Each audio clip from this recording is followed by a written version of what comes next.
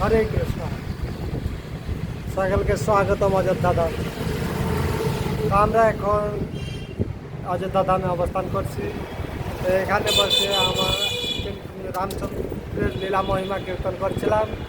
তাই ও রামচন্দ্রের লীলা মহিমা কীর্তন করতে একজন প্রসিদ্ধ একজন কলিযুগের রামচন্দ্রের লীলা এখনকার একজন জীবন সম্পর্কে আলোচনা করতে ইচ্ছা হলো।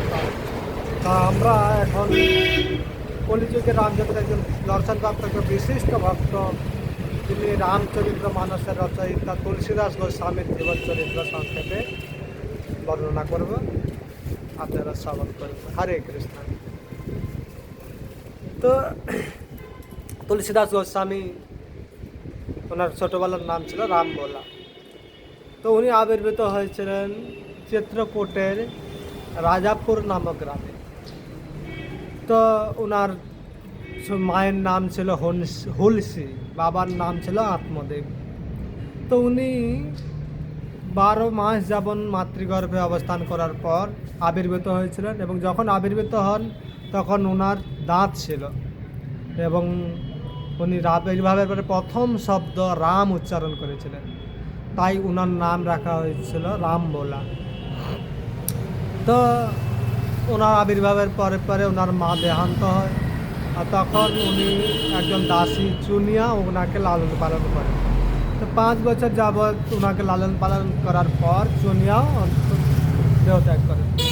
আর তখন উনি খুব অসহায় হয়ে পড়ে। তখন এক সময় নদীর তীরে গিয়ে অবস্থান করছিলেন, আর তখন উনি যখন কান্না করছিলেন, তখন এক সময় নরহরিয়াচার্য নামে ওনার যিনি গুরুদেব, উনি এসে ওনাকে দেখতে পায়। তখন ওনার প্রতি হৃদয় করুণা জাগত হয়। তখন উনি ওনাকে ওনার আশ্রমে নিয়ে যান, আর গিয়ে ওনাকে ছোটোবেলা থেকে খুব সুন্দরভাবে শিক্ষা দীক্ষার মাধ্যমে বড় করেন। তারপরে উনি কাশীধামে গিয়ে পড়াশোনা করেন। তারপরে ওখান থেকে উনি গুরুমতির অনুমতিক্রমে বিবাহ করেন। বিবাহ করার পরে উনি খুব সুন্দরভাবে সুখে সংসার জীবন পালন করছিলেন। তো এক সময় ওনার পত্নী তার ভাইয়ের সাথে তার পিতৃয়ালয়ে গমন করেছিলেন। আর তখন তুলসীদাস গোস্বামীও রামবোলাও তার পেছনে পেছনে ওখানে গিয়েছিলেন। আর তখন ওনার পত্নী বললেন যে আপনি আমার প্রতি এতটাই আসক্ত, এতটা আসক্ত যদি আপনি ভগবানের প্রতি হতো, তাহলে নিশ্চয়ই আপনি ভগবানকে লাভ করতে পারবেন। আমি কিছু সময়ের জন্য আমার পিতারা এসেছে, আপনি এইটুকু বিরহ সহ্য করতে পারছেন না। তখন তখন রামবোলার খুব দুঃখ হলো। তখন উনি ওইখান থেকে গিয়ে উনি সন্ন্যাস আশ্রম অবলম্বন করলেন। তখন ওনার নাম হয়েছিল তুলসীদাস গোস্বামী। তো উনি এভাবে ভ্রমণ করতে করতে এক সময় উনি অযোধ্যাতে গেলেন। অযোধ্যা থেকে এক সময় সে কাশীতে গিয়ে অবস্থান করছিলেন। তখন হঠাৎ করে ওনার হৃদয়ে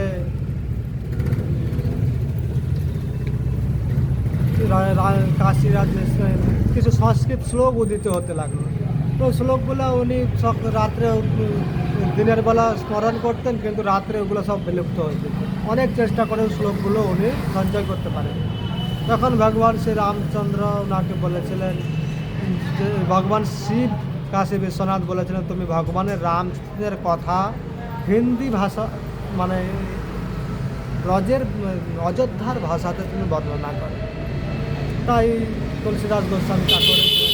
তার আগে উনি যখন চিত্রকূটে অবস্থান করছিলেন, তখন চিত্রকূটে অবস্থান করে এক সময় উনি পুজো অর্চনা করার পর কমণ্ডল পূজার অবশিষ্ট জল নিয়েছে একটা বৃক্ষের গলাতে বেরোছে। আর তখন ওই বৃক্ষের গলাতে কোনো একটা প্রেত থাকতো।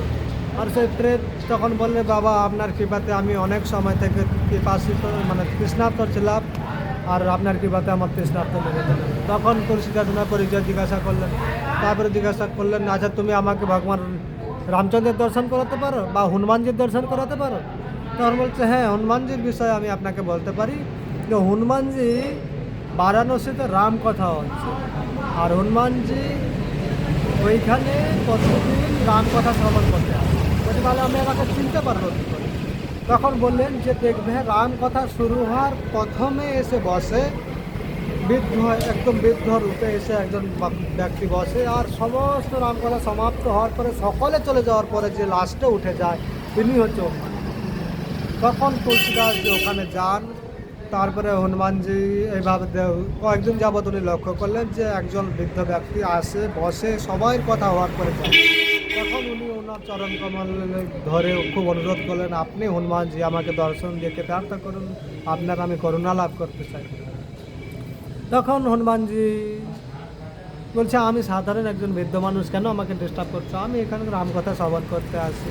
বলছে, না না, আপনি হনুমানজি, আমি ঠিকই চিনতে পেরেছি, আপনি আমাকে কৃপা করুন, কৃপা করে ছলনা করবেন। তখন হনুমানজি তুলসীদাসকে দর্শন দিয়েছিলেন এবং কৃপা করেছিলেন, এবং হনুমানজির মুখ থেকে তুলসীদাস যে বিশাল বহুত রামকথা শ্রবণ করেছিলেন, এবং ওনার গুরুদেব নরহরি আচার্যের কাছ থেকেও রামকথা অনেক শ্রবণ করেছিলেন। দুজনের মুখ থেকে যে সকল রামকথা শ্রবণ করেছিলেন ওই সকল রামকথা উনি ব্রজের অযোধ্যাপুরীর ভাষাতে উনি লিপিবদ্ধ করেছিলেন, যেই ভাষাটা আমরা পাই ওই বাল্মীকি রামায়ণে, যেখানে সীতামাতা যখন অশোক কাননে অবস্থান করেছিলেন, তখন হনুমানজি যখন অশোক বনে যান, তখন উনি সীতামাতার মনকে আকর্ষণ করার জন্য উনি অশোক বৃক্ষের উপরে চড়ে হনুমানজি এই ভাষাতে কথা গান গাইছিলেন। আর সীতামাতা যখন এই ভাষাটা শ্রবণ করলেন তখন বুঝতে পেরেছিলেন এটা অযোধ্যার ভাষা, এটা এখানে কীভাবে এলো। তো সেই ভাষাতে হনুমানজি ওনাকে তুলসীদাসকে শিক্ষা দিয়েছিলেন। তাই তুলসীদাস গোস্বামী ওই ভাষাতে রামচরিত্র মানস প্রায় 2.5 বছরের মতো নাম লেগেছিল। প্রায় 2.5 বছর যাবৎ উনি এই রামচরিত্র মানস রচনা করেছিলেন। খুব সুন্দর, বিশেষ করে এটা উত্তরপ্রদেশ, অযোধ্যা, ঝাড়খণ্ড, যারা বিশেষ করে হিন্দি ভাষাভাষী এরা খুব প্রসিদ্ধ তো এই রামচরিত্র মানস। তো তুলসীদাস এক সময় হনুমানজিকে অনুরোধ করলেন, হনুমানজি কৃপা করে আপনি আমাকে রামচন্দ্রের দর্শন করান। তখন তুলসীদাসজিকে হনুমানজি বললেন, রামচন্দ্র নিত্য চিত্রকূটে অবস্থান করেন, তুমি চিত্রকূটে গেলে নিশ্চয়ই রামচন্দ্রের দর্শন করতে পারবে।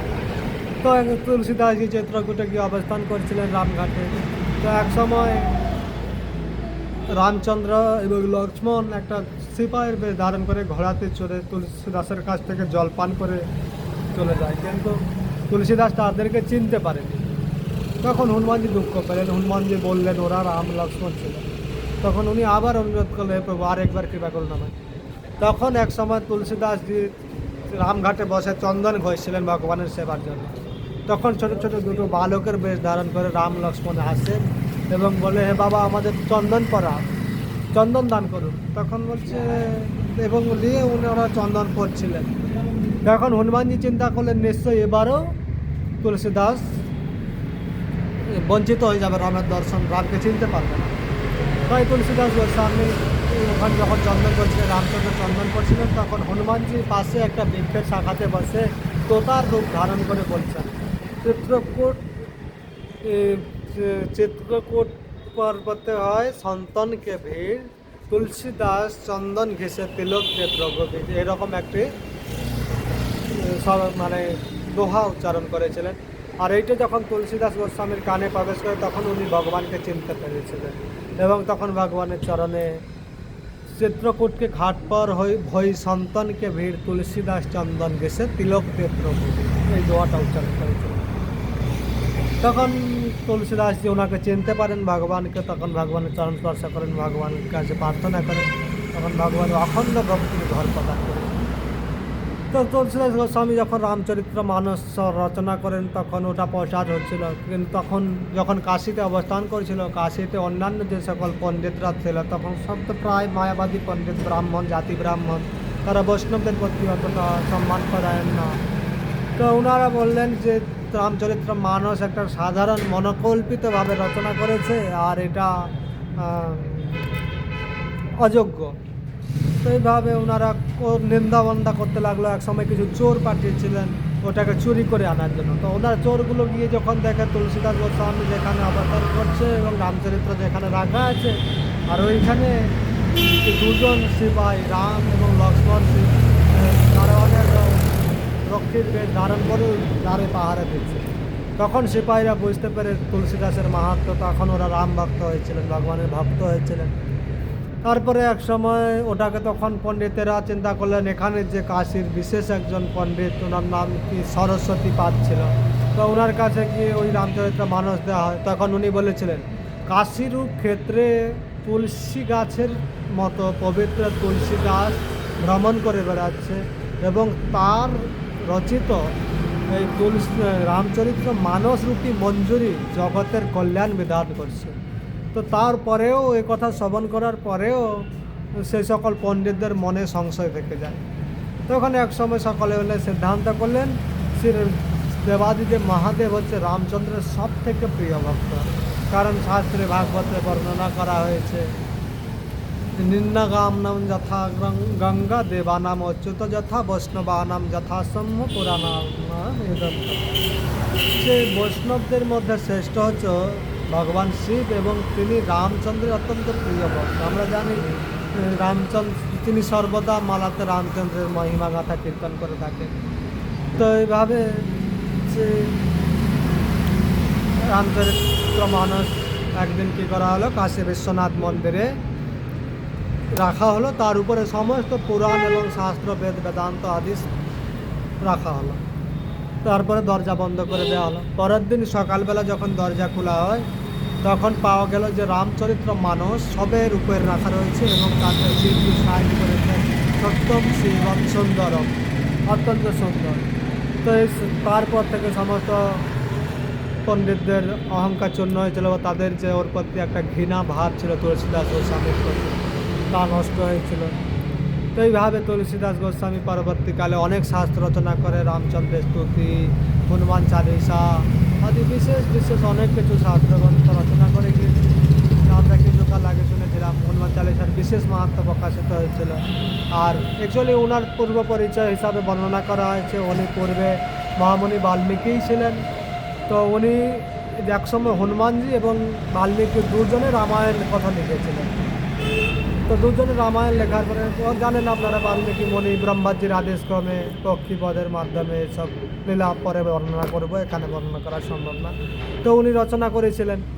তো একসময় দুজনে রচনা করেছে আর সবাই চিন্তা করলেন রাম ভক্ত হচ্ছে শিবজি, তাই দুজনে চিন্তা করলেন গিয়ে ভগবান শিবকে শোনাবে।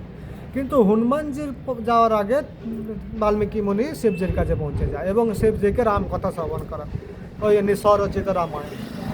তো এটা হনুমানজি যখন দ্বারে পৌঁছায় তখন দূর থেকে শ্রবণ করেছিলেন এবং তিনি চিন্তা করলেন বাল্মীকি মুনি এত কষ্ট করে রামের কথা রচনা করেছেন, কিন্তু এটা আমি যদি আবার আমার কথার প্রচার করি তাহলে উনি দুঃখ পাবে বা উনার রাম কথার অতটা মর্যাদা থাকবে না। তখন উনি তখন একজন ভক্ত হয় নিষ্কৃত, তিনি নিজের যশের থেকে আরও একজনের যশ বৃদ্ধি করতে চেষ্টা করেন এবং ভগবানও তাই তুমি হনুমানজি কী করলেন, স্বরচিত রামায়ণ সমুদ্রে নিক্ষেপ করেছিলেন। আমরা কোনো কোনো তীর্থস্থানে এটা শুনে থাকি বা আছে কোনো তীর্থস্থানে যেখানে সেই পাহাড়ের উপরে হনুমানজির স্বরচিত রামায়ণ সম্ভবত হাম্পিতে। তো এভাবে হনুমানজি স্বরচিত রামায়ণই করে। তো বাল্মীকি মুনি যখন জানতে পারেন যে হনুমান কত মহান ভক্ত, উনি কত ভগবানের প্রিয়, যেমন বর্ণনা করেছিল যে রামচন্দ্র এক সময় শুনে থাকি, আমি যত জানি না কোথায় লেখা আছে, যে রামচন্দ্র একবার লিস্ট রেখেছিল আমাকে যারা ভালোবাসে, সেখানে সমস্ত ভক্তদের নাম লেখা আছে কিন্তু হনুমানের নাম নেই। তারপরে হনুমান আর একটা লিস্ট বের করেছে, আমি যাকে ভালোবাসি, সেখানে হনুমানজির নাম রয়েছে। সেহেতু হনুমানকে আলিঙ্গন করে একবার ভগবান রাম বলেছিলেন, তুমি যে আমার সেবা করে যে তোমার ঋণ আমি শোধ করতে পারবো না, তাই তুমি আমার এই নাম বা আমার মহিমা জগতে যতদিন থাকবে তুমি এই জড় জগতে থাকো, তুমি এখানে থেকে আমার কথা শ্রবণ করবে। তো সেই হনুমানজির মহিমা প্রচার করার জন্য তুলসীদাস গোস্বামী হনুমানজি এবং ভরতজি রামচরিত্র মানসে হনুমানজির এবং ভরতজির মহিমা এত সুন্দরভাবে বিস্তারিত বর্ণনা করা হয়। সাধারণ মানুষের আমরা ভরতের প্রতি একটা অন্যরকম বিদ্রুপ ভাব থাকতো, কৈকেয়ী মাতার প্রতি একটা বিদ্রুপ ভাব থাকতো, কিন্তু ওনারা হচ্ছে ভগবানের যে নিত্য সহচর বা তাদের যে লীলা পুষ্টির সহায়িকা তুলসীদাস গোস্বামী এত সুন্দরভাবে বর্ণনা করেছে। যদি আমরা কৈকেয়ী মাতার, ভরতের এবং হনুমানজির চরিত্র এগুলো পড়ে থাকি তাহলে আমাদের হৃদয়ের যে সকল সংশয় আছে, কৈকেয়ী মাতা এরকম করলেন কিন্তু কেন করেছিলেন, কার দ্বারা প্রেরিত হয়ে করেছিলেন, তার কোনো দোষ ছিল কি না, সমস্ত কিছু তুলসীদাস গোস্বামী বিস্তারিতভাবে বর্ণনা করেছে বিশেষ বিশেষ বিষয়গুলোর উপরে, যেসব আমরা পড়ে আমাদের সংশয় নাশ হয়। তো এভাবে তুলসীদাস গোস্বামী ভগবানের দর্শন পেয়েছিলেন। আর রাম ভক্তির যে বিস্তার তুলসীদাস গোস্বামী ব্যাপকভাবে করেছিলেন। তাই আমরা ওনার কাছ থেকে রামের এখন আমরা দেখতে পাই প্রায় রাম কথাবাচকেরা এই রামচরিত্র মানস পাঠ করে থাকে। তো ধন্যবাদ সকলকে। তুলসীদাস গোস্বামী জয় ও সমস্ত বৈষ্ণবদের জয়।